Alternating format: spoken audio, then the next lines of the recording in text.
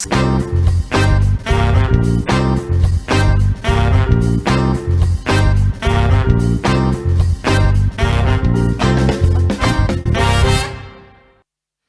oui, la chronique du jour, droits et devoirs, c'est à vous, Stanislas pour moi. Oui, bien évidemment, ce matin, on parle de l'adoption dans le droit positif béninois avec notre invité, Landry Azimanzon. Bonjour.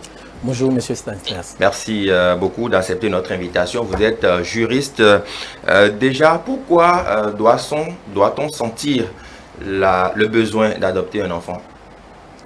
Avant de répondre à cette question, il faut d'abord connaître ce qu'on appelle l'adoption. L'adoption, c'est l'action d'adopter quelqu'un et par les voies légales, pas une procédure judiciaire, bien sûr. Ce qui voudrait dire que c'est une décision de justice qui vous permet d'adopter un enfant. Et il faut dire à votre question, et toute personne peut adopter quelqu'un qui peut-être n'a pas d'enfant, quelqu'un qui n'a pas d'enfant peut sentir le besoin d'adopter un enfant pour pouvoir donner un sens à son foyer, peut-être. Voilà. D'accord. Alors, vous avez parlé de l'adoption, la définition. Oui. Évidemment, je demandais à l'entame pourquoi doit-on sentir quand même la nécessité ou le besoin d'adopter.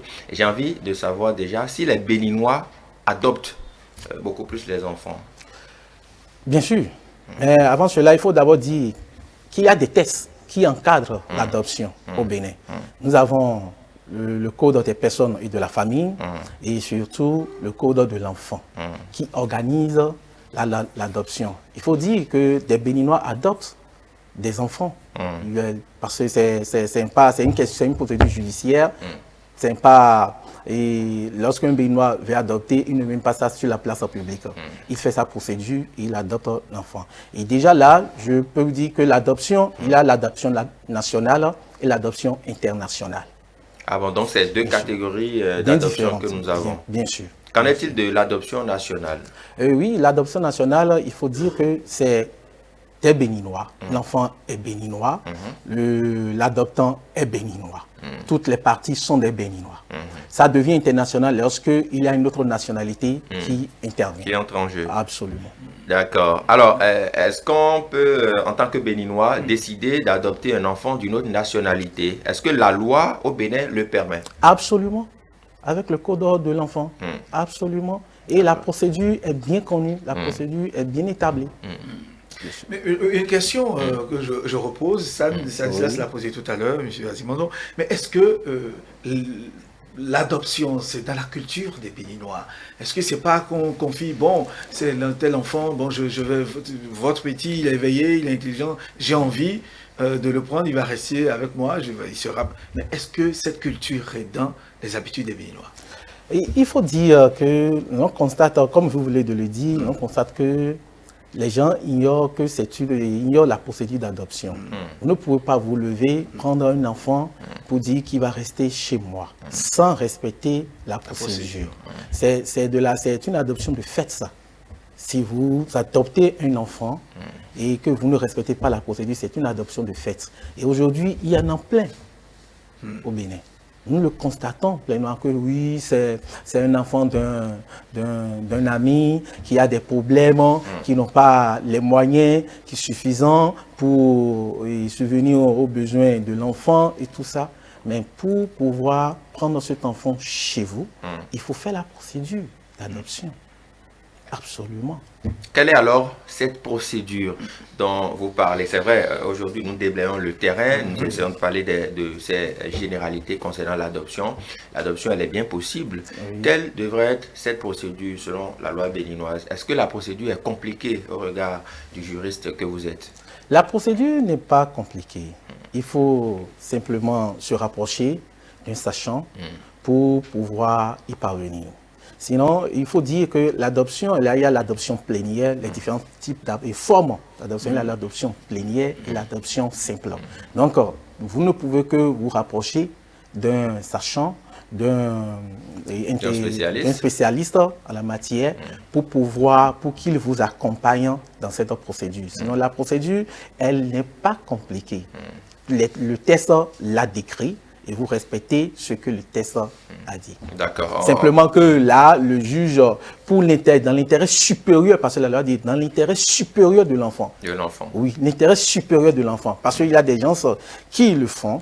Vous pouvez bien faire, enclencher la procédure et le juge ne va pas vous accorder cette adoption-là. S'il voit que l'intérêt supérieur de l'enfant n'est pas en jeu. N'est pas en jeu. Parce qu'il y a des gens qui prennent des enfants comme ça, sans une procédure, et ils en font un autre commerce avec. Ah bon? Ah oui. D'accord, on va en reparler. Comme je l'ai dit, nous sommes en train de jeter les bases. Mais l'autre chose qui m'intéresse bien par rapport à l'adoption, nous voyons quand même beaucoup plus souvent dans les usages au Bénin, certains ménages qui ont des enfants à côté. On appelle communément des vilomingons, des enfants placés. Est-ce que ces enfants, au regard de la loi, peuvent être considérés comme des enfants adoptés, étant donné que ces enfants peuvent arriver chez la tutrice ou le tuteur à l'âge de 5 ans peut-être et grandir pratiquement avec les autres enfants? Est-ce que les parents peuvent dire que celui-ci ou celle-là, je l'ai adopté? C'est encore, vous venez de faire sortir un autre mot, tuteur, tutrice. Il y a une procédure pour l'être. Ce n'est pas parce que l'enfant de ton frère et ton frère en temps décédé a laissé des enfants qu'automatiquement tu les prends. Le fait de les prendre et tu deviens leur tuteur, c'est que tu deviens leur tuteur de fait ou leur tutrice de fait. Sinon, il y a une procédure pour pouvoir les prendre en tant que tuteur ou tutrice. La loi l'a décrit et a décrit cette procédure-là. Maintenant, le fait d'aller chercher des enfants d'une autre famille, des enfants d'autrui pour les faire placer chez vous en tant que des vilomingons, ce n'est pas de l'adoption. Ce n'est pas de l'adoption. Alors, des enfants placés, pour ceux qui nous suivent et qui ne comprennent pas la langue fond. Et la loi même a puni cela, des enfants placés. Parce que ce n'est pas, si vous voulez une gouvernante, allez chercher une gouvernante. Une gouvernante carrément. Carrément. Parce qu'un enfant ne peut pas être placé. Un enfant, comme on appelle dans notre vernacular vilomégon, la loi a interdit cela. Il faut faire la procédure d'adoption et vous le prenez et il reste chez vous. Et lorsque vous faites la procédure, il faut dire que le lien juridique change. Le lien juridique change. Allez, dans les fois à venir, on va distinguer l'adoption simple, l'adoption plénière, les effets de ces liens juridiques-là. D'accord. Quand on prend sur soi d'adopter un enfant, admettons que l'enfant vienne vivre à la maison, dans le cocon familial avec les autres enfants légitimes du monsieur, par exemple. Est-ce qu'il peut exister des conflits entre les enfants légitimes et celui ou celle qui est adopté? Ça arrive déjà? Bien sûr. Que prévoit la loi dans ce cas? La loi a tout prévu. La loi a tout prévu. Celui qui a adopté, par exemple, celui qui a adopté un enfant et judiciairement par la voie légale et qui, entre-temps, au départ, peut-être qu'il n'avait pas d'enfant légitime et que par la suite, il a eu des enfants légitimes. Et cela dépend également le type d'adoption qu'il a eu à faire. Si c'est une adoption plénière ou si c'est une adoption simple. Là, l'effet juridique n'est pas les mêmes. Alors, au regard de ça, si l'adoption qu'il a eu à faire et que cette adoption lui confère, c'est-à-dire le lien juridique change, le lien juridique lui donne plein droit, que l'enfant porte son nom de famille ou l'enfant bénéficie tout à son égard et qu'il a des enfants légitimes après, celui-ci, il n'aura pas un conflit. Sauf si les parents ou bien la femme ou le monsieur entend aussi, commence par détester ou l'enfant par la suite adopter et commence pas le menacer. Bon, peut-être, parce qu'on ne sait jamais, l'être humain est changeant. Sinon, en temps normal, il n'aura pas un conflit. Il n'aura pas un conflit. Et encore que la personne peut limiter les conflits qui pourraient exister avec un testament qui peut déjà prendre de son vivant. Parce qu'on ne sait quand est-ce qu'on va mourir, on sait quand est-ce qu'on est né. C'est ça. Voilà. Est-ce qu'il peut arriver, hein, surtout sur ces questionnements liés à l'adoption, est-ce qu'il peut arriver que le monsieur adopte un enfant et en rédigeant son testament, il cède tout son héritage à l'enfant adopté au détriment de ses enfants légitimes, de ses propres enfants? Cela ne peut être le cas.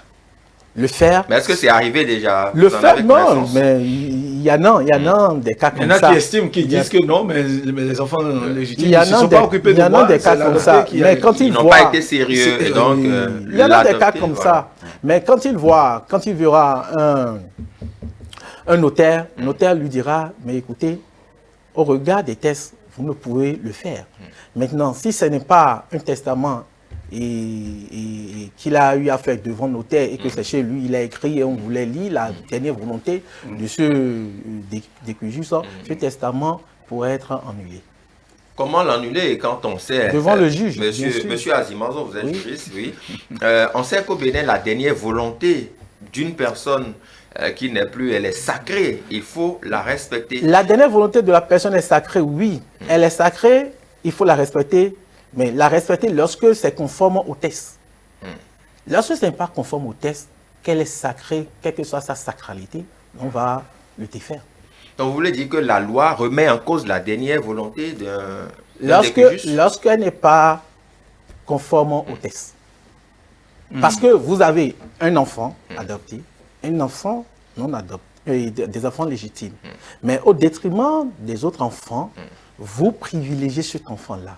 La loi dit, notamment le Code des personnes de la famille, tous les enfants sont traités au même pied d'égalité. Il n'y a plus de distinction à faire entre enfants adoptés et enfants légitimes ou enfants. Tous les enfants, quelle que soit leur catégorie, sont traités au même pied d'égalité. C'est ce que les tests disent.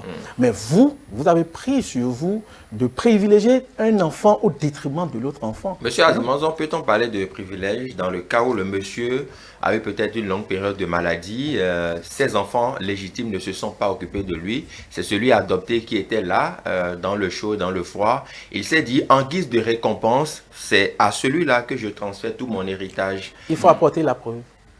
Mais le monsieur n'est plus là. Ah, le monsieur n'est plus là, mais qui dira? Le monsieur n'est plus là, mais quand on dit la dernière volonté, personne n'était là quand le monsieur écrivait. La personne était là. Alors, il y avait quand même des écrits. Oui, un cul d'âme peut écrire à la place du monsieur. C'est ça le problème. Un cul d'âme peut écrire à la place du monsieur. Et s'il va légaliser, il va légaliser, approuver. Mais s'il va devant un notaire, le notaire lui dira, mais écoutez monsieur, au regard des tests, vous ne pouvez pas. Parce que si vous voulez déshériter un enfant, il y a une procédure, ce qu'on appelle l'indignation. Il faut apporter les preuves devant le juge que tel enfant est indigne de la succession. Et que si les preuves sont avérées, le juge va prononcer l'indignation. C'est ça le problème. On ne déshérite pas, on ne se lève pas pour déshériter. C'est compliqué. Donc si un parent décide de sanctionner en griffe un enfant, il n'est même pas libre de le faire. Sauf sous procédure judiciaire. Absolument. La loi est bien claire. Si le juge, si la décision de justice le prononce. Monsieur Azimanzo, n'est-ce pas là une petite porte ouverte à ces enfants qui sont quand même récalcitrants ou voilà, en griffe indélicat et qui, en vous suivant ce matin, se diront, bon, quel que soit ce que je ferai à mon père, je vais hériter parce qu'il n'a pas le droit. Bon, voilà, il y aura une procédure assez longue. N'est-ce pas une petite porte ouverte pour... Vous savez, au-delà des tests, il y a aussi la nature. Lorsque vous ne respectez pas vos parents, lorsque vous devenez vraiment un cas et que votre papa, ou même vous êtes même allé jusqu'à frapper votre papa, et que votre papa ne vous dise rien, vous allez récolter. Oh oui. Si votre papa ne vous dit rien et que vous-même, vous venez à la succession, mais écoutez, les conséquences sont là. Les conséquences sont là. Là, nous ne sommes plus dans le cadre de la loi. Non, mais écoutez, il y a ce qu'on appelle la loi naturelle. Oui, vous avez dit tantôt que ce sont les tests. Qui est immuable. Que la justice humaine reconnaît. Oui. Vous savez, les tests, si le papa ne fait rien, un enfant qui frappe son papa, si le papa ne fait rien, vous voulez qu'est-ce que vous voulez? Qu'une autre personne ok, les autres enfants qui veulent démontrer l'indignation de cet enfant, ils n'ont qu'à apporter la preuve en son temps. Mais voilà que le papa n'est plus là. Qui apportera la preuve? C'est ça le problème. Devant le juge, c'est les preuves. Vous y revenez toujours, vous y tenez. La loi croit-elle en la justice naturelle? Ah, une belle question. Vous savez, nos tests, quand vous voyez nos tests, et lorsque vous faites une analyse, vous allez voir une analyse croisée avec la justice humaine, la loi naturelle, vous allez voir que nos lois sont un peu imbriquées dans cette loi naturelle. La seule différence, c'est que les lois naturelles sont immuables, sont inchangeables. Par contre, la loi humaine, elle est changeable. À tout moment, on peut apporter des améliorations, des modifications. Alors que la loi humaine, elle ne connaît pas de modification. Merci beaucoup. Ce sera votre mot de la fin. Landry Azimanzon, juriste, lundi prochain, si tout va bien, reviendra sur les détails, le contenu et le fond de cette thématique, l'adoption dans le droit béninois. Bonne journée à vous. Merci beaucoup, monsieur Jonathan. Merci, monsieur Landry Azimanzon, Sanisias Wenpo, merci. Nous allons donc passer à la dernière rubrique. Il s'agit de la causerie matinale. C'est tout de suite.